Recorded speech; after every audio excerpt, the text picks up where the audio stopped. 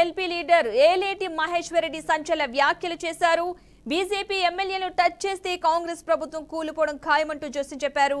కాంగ్రెస్ ప్రభుత్వం జాగ్రత్తగా ఉంటే మంచిదంటూ కూడా హెచ్చరికలైతే జారీ చేశారు.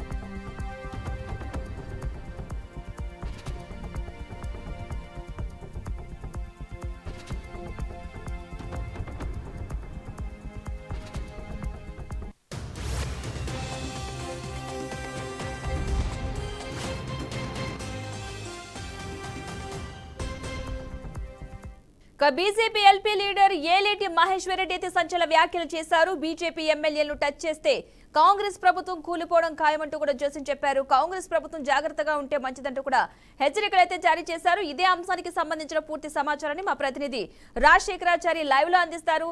రాజశేఖరాచారి చెప్పండి, ఆయన చేసిన వ్యాఖ్యల్ని ఏ విధంగా చూడాలంటారు? అంటే కాంగ్రెస్ ప్రభుత్వం కూలిపోవడం ఖాయం, బీజేపీ ఎమ్మెల్యేని టచ్ చేస్తే అని చెప్పేసి కొన్ని వ్యాఖ్యలు చేశారు కాబట్టి మహేశ్వర్ రెడ్డి, అంటే ఈ వ్యాఖ్యలు ఏ విధంగా చూడాలంటారు? Thank you Padma. ఈరోజు బీజేపీ కార్యాలయంలో ఏలేటి మహేశ్వర్ రెడ్డి ఈరోజు ప్రెస్ మీట్ పెట్టడం జరిగింది. బీజేపీ లీడర్గా ఉన్నట్టు మహేశ్వర్ రెడ్డి కాంగ్రెస్ పైన మరియు కాంగ్రెస్ నాయకులు మంత్రులపైన కూడా కొన్ని కామెంట్ చేశారు. ఆయన సంచలన కామెంట్ చేశారు. దానిలో భాగంగానే ఆయన కాంగ్రెస్ ఇచ్చినటువంటి హామీల గురించి మాట్లాడుతూ 100 రోజులైన హామీలు నెరవేర్చాలని చెప్పేసి మహేశ్వర్ రెడ్డి కాంగ్రెస్ ప్రభుత్వాన్ని ప్రశ్నించడం జరిగింది.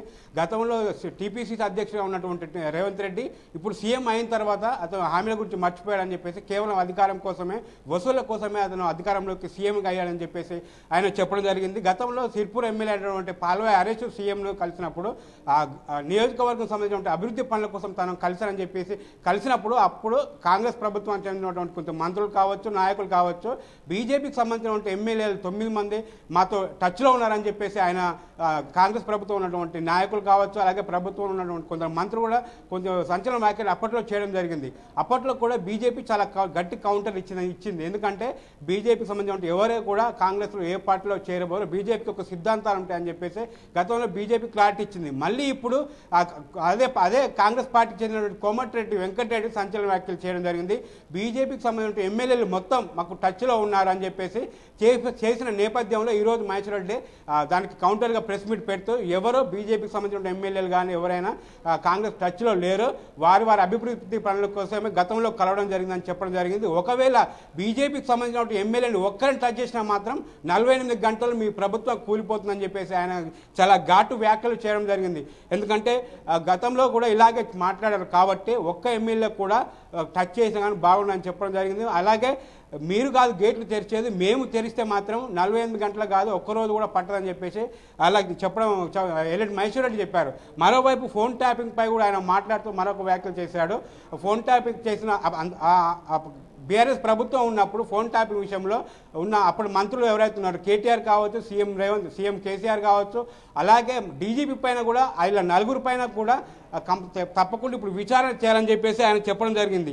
ఎన్నో కుంభకోణాల గురించి మాట్లాడిన రేవంత్ రెడ్డి ఎందుకు ఇప్పుడు ఇంత స్తబ్దతగా ఉన్నాడని చెప్పేసి ఆయన మాట్లాడడం జరిగింది. మరొక వైపు ఫోన్ ట్యాపింగ్కి సంబంధించిన ఉంటే ఒకవేళ ట్యాపింగ్ చేయాలనుకుంటే ఇది సెంట్రల్ గవర్నమెంట్ సంబంధించినటువంటి టెలికాం శాఖకు సంబంధించినటువంటి అంశం కాబట్టి కంపల్సరీ పర్మిషన్ తీసుకొని చేయాల్సి ఉంటుంది. అవేవి చేయకుండా చేశారు కాబట్టి అప్పట్లో ఎవరు ఉన్నారో వాళ్ళందరి మీద సిబిఐ విచారణ చేయాలని చెప్పడం జరిగింది.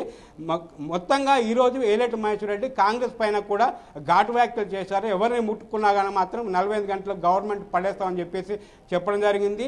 గతంలో సీఎం రేవంత్ రెడ్డి కూడా నా వైపు ఉన్న వాళ్ళంతా కూడా నాతో హోంగార్డ్ లాగా ఉంటారని చెప్పేసి చెప్పారు. కాబట్టి నీ స్థాయి కూడా హోంగార్డ్ స్థాయి తెలుసుకొని మాట్లాడు, అంతకుమించి ఒక మాట నువ్వు మాట్లాడవద్దు, మాట్లాడి మా బీజేపీ ఎమ్మెల్యేని ఒక్క టచ్ చేసినా బాగుండదని చెప్పేసి చాలా ఘాటు వ్యాఖ్యలు చేయడం జరిగింది. Padma right, thank you Rajasekharachari.